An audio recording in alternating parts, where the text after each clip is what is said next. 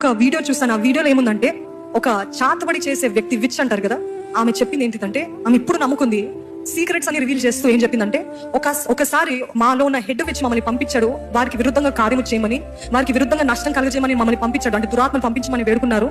సరే అని పంపించినప్పుడు ఆ దురాత్మలు ఆ ఇంటి దగ్గర నుండి ఆ ఇంటి లోపలికి వెళ్ళలేకపోతున్నాయి.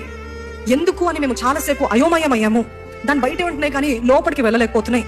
మరలా మా దగ్గరికి తిరిగి వచ్చేస్తున్నాయి.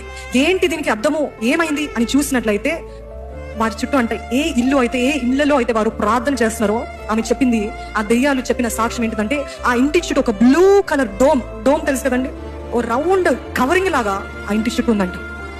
ఇప్పటికైనా ప్రార్థన చేస్తారా?